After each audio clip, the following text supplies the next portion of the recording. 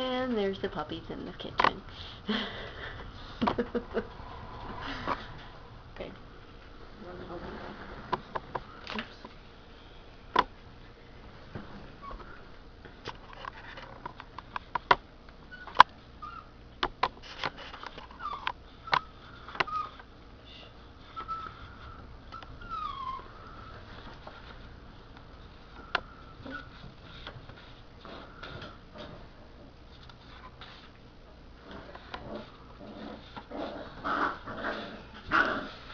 Okay.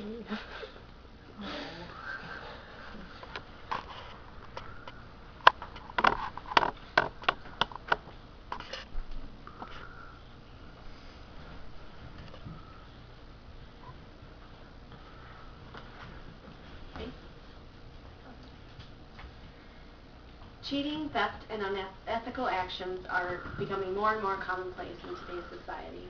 However, a lot of times, they are still punishable by law. Bernie Madoff was jailed for his unethical actions. Marion Jones lost her gold medal for the way that she cheated. Today I'm going to tell you a story about how the Nobel Prize was won using stolen data and unethical actions. My intense research into the life of Rosalind Franklin has proved to me that Rosalind should have won the Nobel Prize and should be quoted as the real person who discovered DNA. The men who won it, Maurice Wilkins, Francis Crick, and James Watson, had no actual data, no actual experiments, and their unethical actions should not have awarded them the Nobel Prize. Since the Nobel Prize is not given after death, Rosalind can no longer win. So I think the only reasonable action is that they should be stripped of their prize.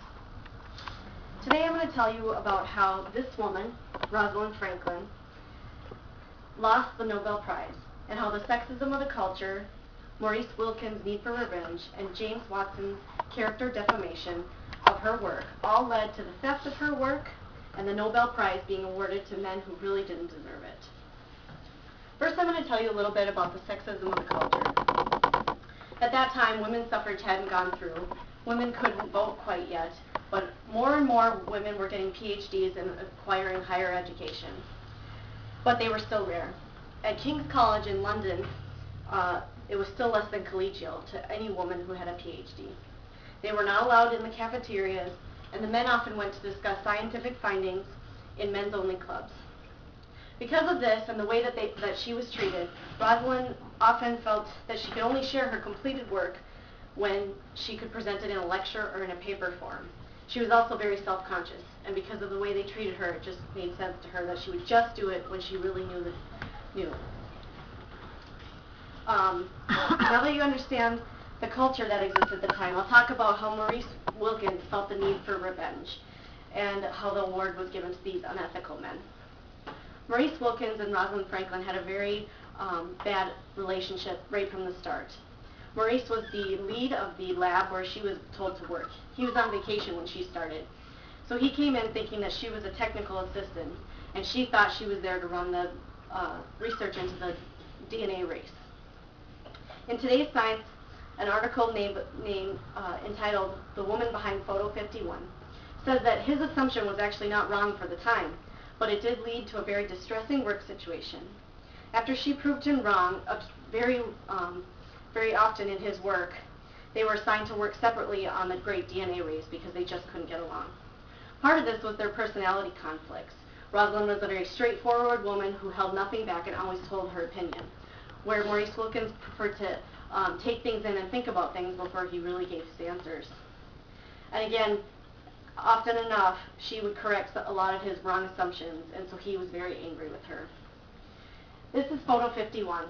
This is the photo that he stole from her work after being provoked by James Watson. Right there you can see her name, and this photo proves that DNA was a double helix and proves that she is the one who really discovered it.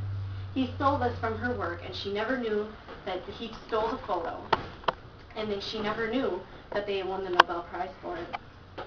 Now that I told you about Maurice Wilkins' need for revenge, I'll tell you about how James Watson used character defamation to make Rosalind look bad, and how these unethical men continue to win the Nobel Prize. First, I'm going to tell you about the events that led up to the theft of her work. Francis Crick had often attended a lot of her lectures, and he would discuss these things with James Watson, his friend. They actually weren't even in a lab together. They just enjoyed each other's company. And all they would do was sit around for hours and hours and talk about scientific theories together. They would then build models from these scientific theories. Often enough, they would talk about their models during lectures.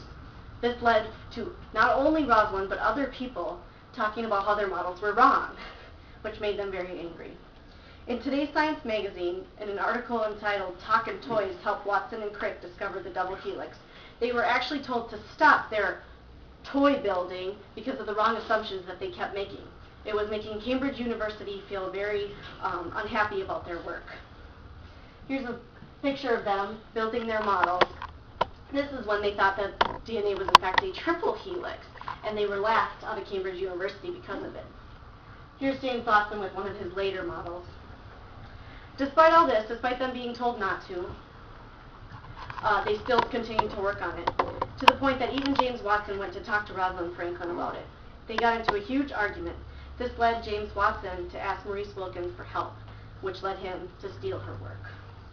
In today's Science magazine, in the same article as before, their first article that they published, where they are cited as being the discoverers of the structure of DNA, was actually not supported by Cambridge University. It contained no actual research and no actual data and no actual experiments, only talk and model building. Rosalind's paper came out the next day without photo 51, but with other photos, and it just looked like it supported their work, so that is how she never knew that they stole her work. James Watson went on to write a book called The Double Helix about his memoirs of how he discovered DNA. In it, he admits to using her work, but he claims that she was a roadblock to discovery. He portrayed her very negatively, saying that she refused to work with others, was given to strong opinions, and was too stupid to interpret her own work. In fact, even after he admitted that he was wrong and that he stole her work, he still claimed that she was bad-tempered, arrogant, whose own jealousy led her not to share her work, even though she was not competent to interpret it. However, his book ended up being his downfall.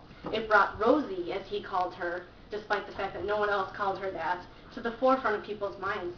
They started asking questions and researching into her life.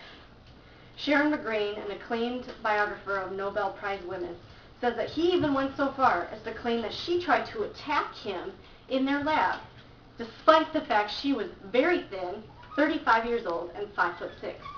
He was 25, well over 6 feet tall, and very athletic.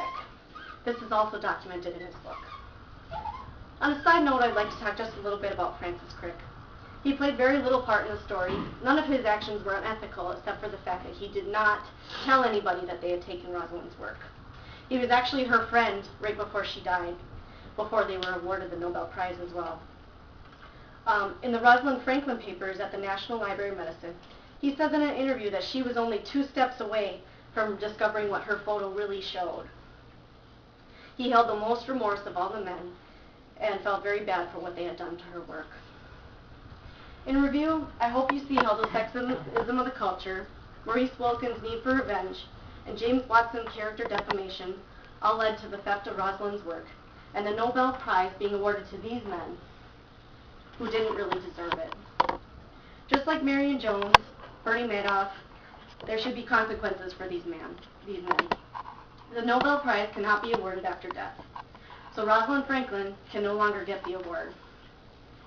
She was already dead 3 years at the time the men got the award. So the only honorable thing to do is to revoke these men's awards and give it, and because she can't win it, the only way it can happen is if we continue to spread the knowledge of what really happened and who really discovered DNA. Thank you.